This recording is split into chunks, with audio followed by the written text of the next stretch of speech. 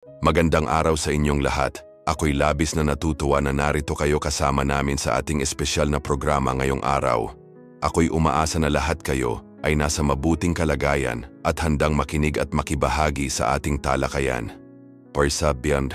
Mga oras na ito nais kong batiin ang bawat isa sa inyo ng isang mapagpalang araw. Ang ating Diyos ay tunay na dakila at sa Kanya ang lahat ng papuri at pasasalamat. Ngayon tayo ay magkakaroon ng isang napaka-espesyal na tema na tiyak na makapagpapalakas ng ating pananampalataya at magbibigay inspirasyon sa ating mga puso. Ang ating pag-uusapan ay tungkol sa magkaroon ng isang araw na pinagpala ng Diyos makapangyarihang panalangin. Ang panalangin ay isa sa mga pinakamakapangyarihang kasangkapan na ibinigay sa atin ng Diyos.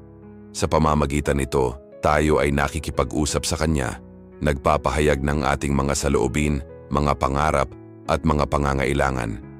Minsan, sa ating mga makabagbag damdaming panahon, maaaring tayo ay makaramdam ng pag-aalinlangan o panghihina.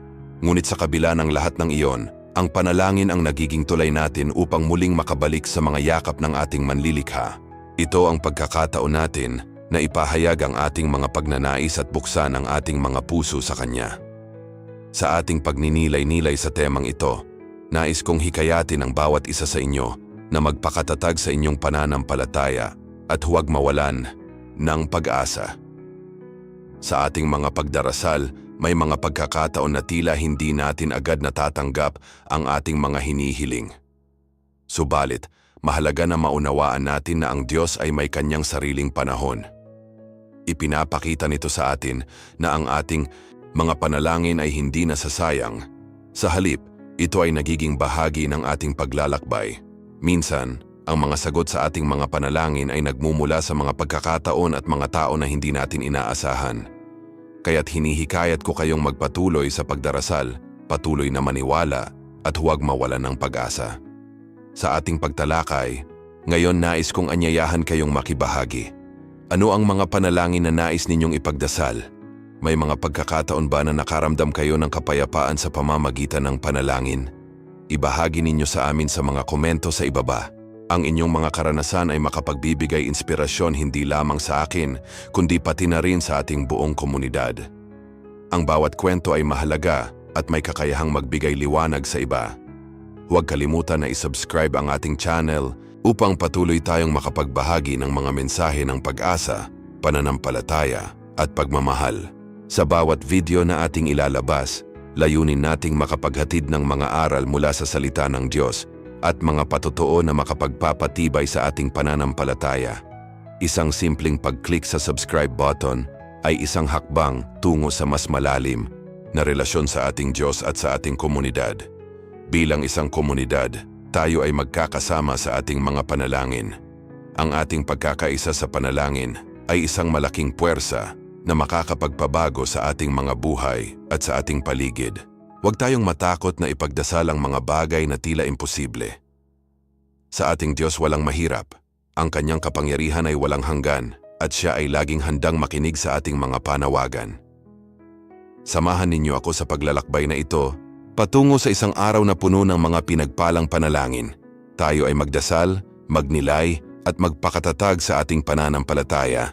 Naway ang bawat salita at bawat pagninilay ay maging daan sa ating pakikipag-ugnayan sa ating Diyos na buhay.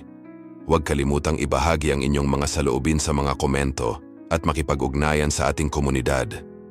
Ang bawat isa sa atin ay may mahalagang papel na ginagampanan sa ating paglalakbay sa pananampalataya. Magsimula na tayo. Sa awit 23, makikita natin ang napakalalim na mensahe ng tiwala at pangangalaga ng Diyos sa Kanyang mga tao. Ang pasulong na taludtod ay naglalarawan ng Diyos bilang isang mabuting pastol na nag-aalaga sa lahat ng ating mga pangangailangan. Sa oras ng mga pagsubok, ito ay nagsisilbing alaala na hindi tayo nag-iisa. May isang Diyos na laging nandyan upang tayo'y gabayan at protektahan. Ang pangako ng Kanyang pangangalaga ay nagbibigay sa atin ng kapayapaan na higit pa sa ating pagkakaunawa, isang kapayapaang nagmumula sa ating pananampalataya sa Kanya. Isang araw na pinagpala ng Diyos ay hindi lamang isang pagkakataon na puno ng magagandang bagay. Ito rin ay panahon ng pagsubok at mga hamon. Sa gitna ng mga pagsubok na ito, binibigyang diin ng awit 23 na mayroong Diyos na handang magbigay ng direksyon at lakas. Sa bawat hakbang na ating tatahakin, naroon ang kanyang mga kamay na nag-aakay sa atin. Tila sinasabi na wala tayong dapat ipag-alala. Hindi ako matatakot sa anumang masama, sapagkat ikaw ay kasama ko. Ang pangako ng Diyos ay nagbibigay sa atin ng lakas ng loob. Ang ating mga panalangin na puno ng pananampalataya ay nagiging daan upang maranasan ang mga pagpapalang ito. Sa mga sandaling tayo ay nahaharap sa mga pagsubok, ang ating panalangin ay nagiging isang malakas na sandata. Sa pamamagitan ng panalangin, tayo ay nakikipag-usap sa ating pastol, pinapahayag ang ating mga takot at pagdududa, at humihingi ng kanyang tulong. Sa bawat taimtim na panalangin, tayo ay nagiging mas malapit sa kanya. Ang ating tiwala sa kanya ay lumalalim, at sa pamamagitan nito, natututo tayong makita ang kanyang mga pagpapala sa ating paligid.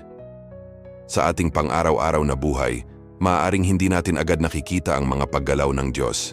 Ngunit sa bawat pagkakataon na tayo ay nananalangin, ang ating mga puso ay nabubuksan sa kanyang mga plano at layunin. Ang awit 23 ay nagsisilbing paalala na ang lahat ng ating mga pangarap at pagnanasa ay nasa ilalim ng kanyang pangangalaga. Ang mga daan na ating tinatahak, kahit na ito ay puno ng mga balakid, ay may dahilan at layunin sa kanya. Ang bawat hakbang na ating ginagawa ay may kasamang pangako ng pag-asa at kapayapaan. Minsan, sa ating paglalakbay, maaaring tayo ay mawalan ng pananampalataya. Dumarating ang mga sandaling tayo ay nag-aalinlangan at naguguluhan. Subalit sa awit 23, ang mensahe ng Diyos ay malinaw. Ang aking tungkod at pamalo ay siyang nagpapalakas sa akin. Sa mga pagkakataong ito, tayo ay inaalalayan ni Kristo, ang ating pastol. Ang kanyang mga salita ay nagbibigay ng lakas at tiyaga upang magpatuloy sa laban. Ang bawat araw na tayo ay gumigising ay isang pagkakataon upang muling ipahayag ang ating tiwala at pananalig sa Kanya. Ang mga araw na pinagpala ng Diyos ay hindi lamang nakasalalay sa mga material na bagay na ating natamo. Ang tunay na pagpapala ay matatagpuan sa ating mga ugnayan sa Kanya at sa ating kapwa. Sa bawat pagkakataon na tayo ay nagpapakita ng pagmamahal at malasakit sa ating mga kapatid, tayo ay nagiging daluyan ng kanyang mga biyaya.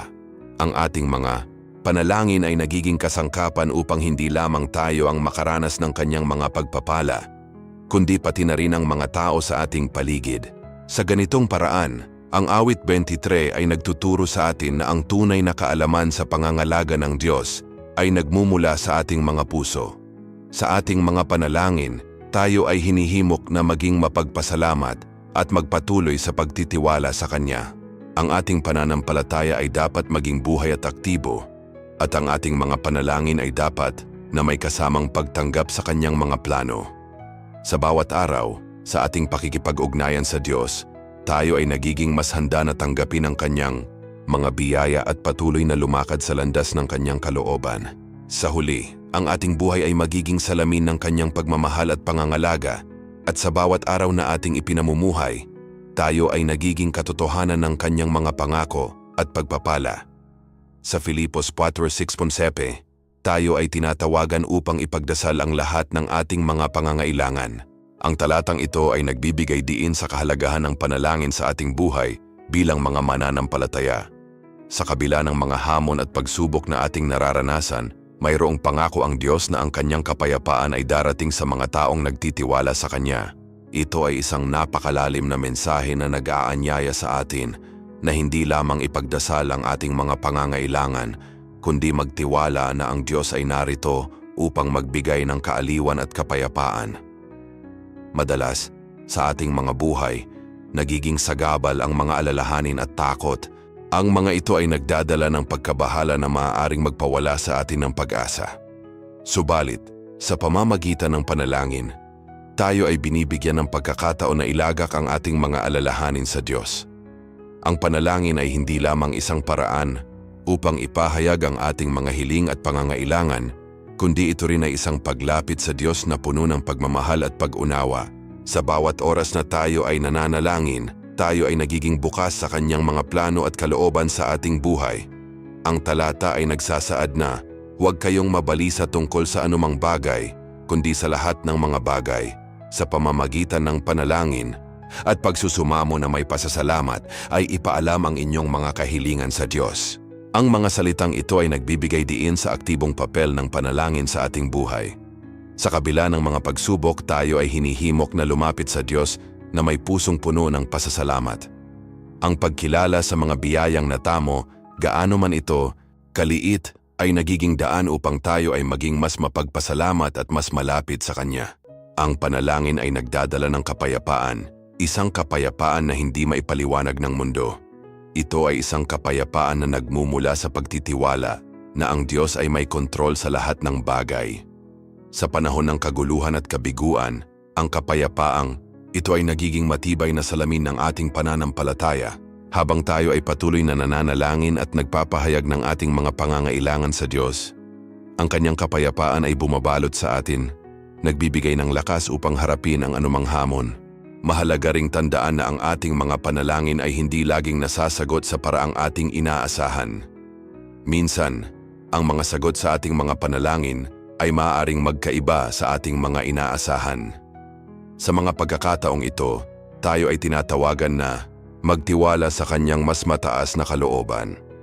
Ang ating mga pananaw ay limitado, ngunit ang Diyos ay may isang mas malalim na kaalaman sa kung ano ang tunay na mabuti para sa atin. Ang pagtitiwala sa Kanya sa kabila ng hindi pagkakaunawaan ay nagiging tanda ng ating matibay na pananampalataya. Sa ating mga panalangin, dapat din tayong maging handa na makinig. Hindi lamang tayo dapat mag-request, kailangan din nating maging sensitibo sa Kanyang boses. Ang panalangin ay isang pag-uusap at ang ating pakikinig ay mahalaga upang maunawaan ang Kanyang mga mensahe at gabay. Sa pamamagitan ng pagninilay at pag-aalay ng oras sa Kanya, tayo ay lumalapit hindi lamang bilang mga humihingi, kundi bilang mga anak na nagmamalasakit at nagmamahal sa ating Ama. Sa bawat araw, isinasama natin sa ating mga panalangin ang ating mga pangarap, takot at pag-asa. Ang mga ito ay nagiging bahagi ng ating paglalakbay kasama ang Diyos. Ang mga araw na ito, na tila nagiging mga pagsubok, ay nagiging mga pagkakataon para sa atin upang maranasan ang Kanyang mga biyaya at pagpapala. Sa ating paglalakbay, ang panalangin ay nagsisilbing gabay at liwanag na nagbibigay ng direksyon sa ating mga hakbang. Sa huli, ang ating paglapit sa Diyos sa pamamagitan ng panalangin ay nagiging susi upang maranasan ang Kanyang kapayapaan at mga pagpapala sa bawat araw na pinagpala natin. Naway patuloy tayong manalangin at magtiwala na ang Diyos ay laging nandyan, handang makinig at magbigay ng Kanyang pagmamahal at gabay. Sa ating mga puso, naway patuloy nating ipagdasal ang ating mga pangangailangan at ipaalam ang ating mga kahilingan sa Kanya at sa Kanyang mga kamay, maranasan natin ang tunay na kapayapaan. Sa talatang 1 Tesalonica 5:16-18, tayo ay tinatawagan na laging magpasalamat at manalangin. Ang mga simpleng utos na ito ay nagdadala ng malalim na kahulugan sa ating buhay bilang mga mananampalataya. Ang pasasalamat at panalangin ay hindi lamang mga gawain na dapat nating isagawa. Ito ay mga paraan upang tayo ay makipag-ugnayan sa ating Diyos at makaranas ng Kanyang mga biyaya. Sa mga araw na puno ng hamon at pagsubok, madalas tayong naliligaw ng landas at nakakalimutan ang tunay na halaga ng panalangin at pasasalamat. Ang pasasalamat ay isang mahalagang bahagi ng ating pananampalataya. Sa bawat pagkakataon na tayo ay nagpapahayag ng ating pasasalamat sa Diyos, tayo ay nagiging mas mapagpakumbaba at nakikilala ang Kanyang mga ginawa sa ating buhay. Ang mga banal na kasulatan ay nagtuturo sa atin na sa kabila ng ating mga suliranin, may mga dahilan pa rin tayo upang magpasalamat. Sa bawat umagang tayo ay nagigising, sa bawat patak ng ulan, at sa bawat ngiti ng ating mga mahal sa buhay, naroon ang paalala ng Diyos na Siya ay mabuti at Siya ay may plano para sa atin. Sa kabilang banda, ang panalangin ay isang pagkakataon para sa atin na makipag-usap sa Diyos. Ito ay hindi lamang isang listahan ng mga kahilingan, kundi isang pagninilay-nilay sa ating mga puso at isip. Sa panalangin, nagkakaroon tayo ng pagkakataon na ipahayag ang ating mga takot, pangarap at pangangailangan. ito rin ay isang pagkakataon upang pahalagahan ang ating relasyon sa Diyos. Sa bawat oras na tayo ay nananalangin, tayo ay lumalapit sa Kanya na may pananampalataya at tiwala na Siya ay nakikinig at umuusap sa atin. Ang mga talatang ito ay nagbibigay diin na ang pasasalamat at panalangin ay hindi dapat maging isang obligasyon, kundi isang natural na bahagi ng ating buhay. Kapag tayo ay natutong magpasalamat sa lahat ng bagay, kahit na sa mga pagsubok, nagiging mas bukas ang ating puso sa mga biyayang ipinagkakaloob ng Diyos. Ang pagiging mapagpasalamat ay nagdudulot ng kapayapaan sa ating mga isip at puso. Sa halip na mag-alala, tayo ay natututo ng pagtitiwala sa Diyos na may kapangyarihang baguhin ang ating sitwasyon. Isa sa mga pinakamagandang bagay na dulot ng panalangin at pasasalamat ay ang pagkakaroon ng pagkakaisa sa ating mga komunidad. Sa mga pagkakataong tayo ay nagkakasama sa panalangin, nagiging mas matatag ang ating ugnayan sa isa't isa. Ang bawat panalangin na ating isinasagawa para sa ating mga kapatid ay nagiging daan upang mapanatili ang pagmamahalan at pagkakaunawaan. Ang pagkakaroon ng sama-samang panalangin ay nagiging simbolo ng ating pagtitiwala sa Diyos at sa Kanyang mga plano para sa ating lahat. Sa kabila ng mga pagsubok, may mga araw na itinakda ng Diyos upang tayo ay magalak. Ang mga araw na ito ay puno ng Kanyang mga biyaya at pagpapala, at ito ay hindi magiging posible kung hindi tayo magpupursige sa ating panalangin at pasasalamat. Sa bawat araw na tayo ay bumangon, tayo ay may pagkakataon na ipagdasal ang ating mga pangarap at ipahayag ang ating pasasalamat sa mga biyayang natamo. Ang mga araw na ito ay ang mga araw na dapat nating ipagdiwang at ipagpasalamat sa Diyos. Ang ating pananampalataya ay dapat na maging isang buhay na patotoo sa ating mga nakikita at nararamdaman. Ang mga araw na pinagpala ng Diyos ay ang mga araw na dapat nating ipakita ang ating pasasalamat sa pamamagitan ng ating mga kilos at salita.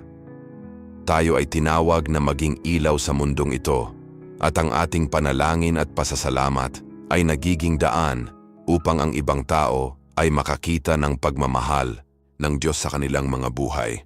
Sa pagtatapos, ang ating pagninilay-nilay sa pasasalamat at panalangin ay nagdadala sa atin sa isang mas malalim na pagkakaunawa sa ating relasyon sa Diyos. Ang Kanyang mga biyaya ay hindi natatapos, ito ay patuloy na dumadaloy sa ating mga buhay. Sa darating na pagkakataon, tayo ay magkasama sa isang taimtim na panalangin, kung saan ipagdarasal natin ang lahat ng ating mga pasasalamat at mga pangangailangan sa Diyos. O Diyos na makapangyarihan, kami ay lumalapit sa iyo sa panalangin na may pusong puno ng pasasalamat at pag-asa. Sa bawat umaga na iyong ipinagkakaloob, kami ay nagagalak sa bagong pagkakataon na muling makatagpo sa iyong presensya. Sa araw na ito, hinihiling namin ang iyong mga pagpapala sa bawat isa sa amin, sa aming mga pamilya at sa aming komunidad. Ipinagdarasal namin ang mga tao na nasa paligid namin, na sana ay madama nila ang iyong pagmamahal at gabay sa kanilang mga buhay. O Amang makapangyarihan, sa bawat hakbang na aming tatahakin, naway maging liwanag ang iyong salita sa aming mga landas. Sa mga pagkakataong kami ay nahaharap sa mga pagsubok at hamon, tulungan mo kaming maging matatag at puno ng pananampalataya. Hayaan mo kaming makahanap ng lakas at katatagan sa mga sitwasyong tila hindi na namin kayang lampasan. Sa mga sandaling kami ay naguguluhan, bigyan mo kami ng karunungan upang makagawa ng tamang desisyon. Ipinagdarasal namin ang mga naliligaw ng landas na sana ay makatagpo sila ng liwanag sa kanilang mga dilim. Panginoon, kami ay nananampalataya na sa bawat pag-ikot ng oras, Ikaw ay naririyan upang kami ay akayin. Sa mga pagkakataong kami ay nagugutom at nauuhaw, hindi lamang sa pisikal na pagkain kundi pati na rin sa espiritual na kaalaman. Naway punuin mo kami ng iyong pagmamahal at kabutihan. Sa bawat sitwasyon na kami ay nagpapakumbaba, tulungan mo kaming makilala ang aming mga kakulangan at magpatuloy sa paghanap ng iyong mukha. Sa araw na ito, dalangin namin ang mga tao na may mga pasakit at karamdaman. Naway madama nila ang iyong yakap at ang kapayapaan na nagmumula sa iyo. Sa mga taong nag-iisa at nawawalan ng pag-asa, bigyan mo sila ng mga tao na magiging kasama nila sa kanilang paglalakbay. Punuin mo ang kanilang mga puso ng pagmamahal at pag-asa at ipakita mo sa kanila na sila ay hindi nag-iisa, kundi kasama mo sa kanilang mga laban. O Diyos, sa bawat tahanan na aming pinagmulan, naway maging lugar ito ng pag-ibig at pagkakaisa. Sa mga pagkakataong kami ay nag-aaway o nagkakaroon ng hindi pagkakaintindihan, tulungan mo kaming maging mapagpatawad at maunawain. Ipinagdarasal namin ang mga bata na sana ay lumaki silang may takot sa iyo at may malasakit sa kanilang kapwa. Ituro mo sa kanila ang halaga ng pagkakaroon ng mabuting puso at isipan at naway maging inspirasyon sila sa mga tao sa kanilang paligid. Panginoon, sa mga leader ng aming komunidad at bansa, bigyan mo sila ng karunungan at integridad sa kanilang mga desisyon. Naway ang kanilang mga hakbang ay magdulot ng kabutihan at kaunlaran para sa lahat. Ipinagdarasal namin ang mga proyekto at inisyatibo na naglalayong magbigay ng tulong sa mga nangangailangan. Sa bawat programang isinasagawa, naway maging daluyan ito ng iyong biyaya at pagmamahal. Sa mga pagkakataong kami ay nagkakaroon ng takot at pangamba sa hinaharap, tulungan mo kaming maging matatag sa aming pananampalataya. Ipaalala mo sa amin na ikaw ang aming lakas at kanlungan. Sa gitna ng mga bagyo at unos, kami ay umaasa at nagtitiwala sa iyong mga pangako. Naway maging inspirasyon kami sa iba sa aming mga salita at gawa. At naway madala namin ang iyong liwanag saan man kami magpunta. O Diyos, sa bawat pagdiriwang at pagtitipon, naway maging sentro ka sa aming mga puso. Sa mga oras ng kasiyahan at saya, tulungan mo kaming maging mapagpasalamat at huwag kalimutang ibalik ang lahat ng papuri sa iyo. Sa bawat pagkakataon na kami ay nagtitipon, naway maipahayag namin ang aming pagmamahal at pagpapahalaga sa isa't isa at sa iyo, O Diyos. Patuloy kaming humihingi ng iyong mga pagpapala sa aming mga gawain at adhikain. Sa bawat pangarap na aming pinapangarap, sana'y maging ayon ito sa iyong kalooban. Ipinagdarasal namin ang mga tao na kumikilos para sa katarungan at kapayapaan. Naway maging inspirasyon kami sa iba upang sama-samang magtrabaho tungo sa mas maliwanag na kinabukasan. O Diyos, sa pagwawakas ng aming panalangin, patuloy kaming humihingi ng iyong liwanag at gabay. Sa bawat hakbang na aming tatahakin, naway maging matibay ang aming pananampalataya at pagtitiwala sa iyo. Sa mga pagkakataong kami ay naguguluhan at nahihirapan, naway matamo namin ang kapayapaan na nagmumula sa iyong mga salita. Hayaan mo kaming magpakatatag sa aming mga pinagdaraanan at ipakita mo sa amin na sa kabila ng mga pagsubok, ikaw ay laging nandyan upang kami ay akayin. O Amang mapagmahal, sa mga tao na humaharap sa mga pagsubok sa kanilang kalusugan, sana'y madama nila ang iyong presensya at yakap sa kanilang mga puso. Naway bigyan mo sila ng lakas upang malampasan ang kanilang mga karamdaman at pangarapin ang isang mas maliwanag na bukas. Sa mga oras na sila ay nag-iisa, naway ipadama mo sa kanila na sila ay mahalaga at may halaga sa mundong ito. Bigyan mo sila ng mga kaibigan at pamilya na tutulong at magbibigay ng suporta sa kanilang paglalakbay patungo sa paggaling. Sa mga magulang, naway bigyan mo sila ng karunungan at pasensya sa pagpapalaki ng kanilang mga anak. Ipinagdarasal namin na sana ay lumaki ang mga kabataan sa isang kapaligiran na puno ng pagmamahal at pag-unawa. Ituro mo sa kanila ang kahalagahan ng pagtulong sa kapwa at paggalang sa isa't isa. Sa kanilang paglisan sa mga tahanan, naway maging tagapangalaga sila ng mga aral na kanilang natutunan mula sa kanilang mga magulang at mula sa iyo. O Diyos, sa mga lider ng aming bansa, naway maghari ang iyong katalinuhan sa kanilang mga isipan. Ipinagdarasal namin na sana ay magtaglay sila ng malasakit sa mga tao at lumikha ng mga patakaran na makakatulong sa pag-unlad ng lahat. Naway, ang kanilang mga desisyon ay hindi lamang nakatutok sa kanilang sariling kapakanan, kundi sa kapakanan ng nakararami. Bigyan mo sila ng lakas na ipaglaban ang katarungan at kapayapaan, at naway maging inspirasyon sila sa iba upang sama-samang magtrabaho para sa ikabubuti ng lahat. Sa mga kabataan, naway patuloy silang maging puno ng pag-asa at pangarap. Ipinagdarasal namin na sana ay maging matatag sila sa kanilang mga adhikain at hindi matakot sa mga hamon ng buhay. Ituro mo sa kanila ang halaga ng pagsusumikap at pagtitiyaga, at naway maging inspirasyon sila sa kanilang mga kapwa-kabataan. Hayaan mo silang maging tagapagtanggol ng mga naaapi at maging boses ng mga walang tinig. O Diyos, sa bawat pagkakataon na kami ay nagtitipon, naway maging pagkakataon ito upang ipakita ang aming pagmamahal sa isa't isa. Sa mga pagdiriwang, tulungan mo kaming maging mapagpasalamat sa mga biyayang natamo at ipaalala sa amin na ang bawat araw ay isang regalo mula sa iyo. Sa mga oras ng saya, naway maging inspirasyon kami sa isa't isa at sa mga pagkakataong kami ay nagdadalamhati, tulungan mo kaming maging sandalan ng bawat isa. Sa aming mga pangarap, naway bigyan mo kami ng lakas at determinasyon na hindi sumuko.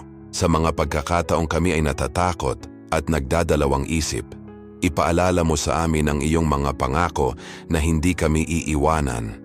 Hayaan mo kaming makahanap ng mga paraan upang mapaunlad ang aming mga sarili at ang aming mga komunidad at naway maging daan kami upang ang mga tao sa paligid namin ay makatagpo ng pag-asa at ligaya. O Diyos, sa aming pagwawakas ng panalangin, naway patuloy mong ihandog ang iyong mga biyaya sa amin. Sa bawat sandali ng aming buhay, naway maging matatag kami sa aming pananampalataya at naway maging liwanag kami sa mga tao sa aming paligid. Sa bawat hakbang na aming tatahakin, naway magdala kami ng pag-asa at pagmamahal sa bawat isa. Salamat sa iyong walang hanggan na pag-ibig at malasakit. Sa ngalan ni Jesus, Amen. Sa pagtatapos ng ating devosyonal na ito, nais kong ipaalala sa bawat isa sa atin ang kahalagahan ng ating paglalakbay kasama ang Diyos. Ang araw na ito ay isang pagkakataon upang mas mapalalim ang ating ugnayan sa Kanya at muling balikan ang mga biyayang Kanyang ipinagkaloob sa atin. Sa kabila ng mga pagsubok at hamon na ating kinakaharap, tayo ay patuloy na pinapalakas ng ating pananampalataya. Sa bawat hakbang na ating tinatahak, laging tandaan na nariyan ang Diyos ang ating tagapagligtas at kaibigan na handang umalalay at gumabay sa atin. Sa ating mga panalangin, naway magpatuloy tayong maniwala na ang Kanyang mga plano para sa atin ay puno ng pag-asa at kaunlaran. Sa mga panahon ng kadiliman, ang Kanyang liwanag ang ating gabay. Huwag tayong mawala ng pag-asa sapagkat sa ating mga kamay ay ang kapangyarihan na ipagdasal ang ating mga ninanais at pangarap. Sa Kanyang mga kamay, ang ating mga dalangin ay nagiging makapangyarihan at sa bawat pagkakataon na tayo ay lumalapit sa Kanya, tayo ay nakakaranas ng Kanyang pagmamahal at awa. Kaya't sa mga susunod na araw, patuloy tayong maging mapagpasalamat sa lahat ng mga biyayang natamo natin. Maglaan tayo ng panahon upang magnilay at magpasalamat sa mga simpleng bagay na Kanyang ibinibigay, mga kaibigan, pamilya, at ang mga pagkakataong tayo ay nagkakaroon ng pahinga mula sa ating mga abala. Ang mga ito ay mga paalala na ang Diyos ay nariyan sa ating pang-araw-araw na buhay, nagmamasid at nagtutustos sa ating mga pangangailangan. Maging inspirasyon tayo sa isa't isa. Ang ating mga kwento ng pananampalataya at pag-asa ay maaaring maging liwanag sa buhay ng iba. Sa ating mga simpleng gawa, maaari tayong maging instrumento ng Kanyang pagmamahal sa mundo. Huwag nating kalimutan na ang ating mga salita at aksyon ay may kapangyarihan. Kaya't pumili tayo ng mga mabubuting salita at gumawa ng mga mabubuting gawa. Sa mga susunod na pagkakataon, asahan natin na ang Diyos ay patuloy na magbibigay sa atin ng mga pagkakataon upang tayo ay magpakatatag at lumago sa ating pananampalataya. Huwag tayong matakot na ipahayag ang ating mga karanasan kasama ang Kanya. Sa ating mga kwento, nariyan ang mga aral at mga patotoo na makapagbibigay lakas sa iba. Tayo ay pinili upang maging mga tagapagsalita ng Kanyang salita at mga tagapaghatid ng Kanyang pag-ibig. Kaya't sa bawat araw, itaas natin ang ating mga mata sa Kanya at magtiwala na ang Kanyang mga plano ay higit pa sa ating naiisip. Sa ating mga panalangin, naway madama natin ang Kanyang presensya at ang Kanyang mga pangako na hindi kailanman mabibigo. Sa wakas, naway ang ating mga puso ay punuin ng kapayapaan at kagalakan na dulot ng ating pananampalataya. Magpatuloy tayong lumakad sa Kanyang mga daan at ipakita ang Kanyang pag-ibig sa bawat tao na ating nakakasalubong. Ang ating pagkakaisa at pagmamahalan bilang isang komunidad ay isang patunay ng Kanyang kabutihan. Asahan natin ang mga biyayang darating at patuloy na ipahayag ang ating pasasalamat sa Kanya. Magsimula tayo ng bagong araw na puno ng pag-asa at pananampalataya. Naway tayo ay palaging maging mga ilaw sa mundo, nagdadala ng liwanag sa kadiliman. Magpakatatag tayo at ipagpatuloy ang ating paglalakbay na kasama ang Diyos, sapagkat Siya ang ating lakas at pag-asa. Hanggang sa muli, naway pagpalain tayo ng Diyos sa ating mga gawain at sa ating mga puso.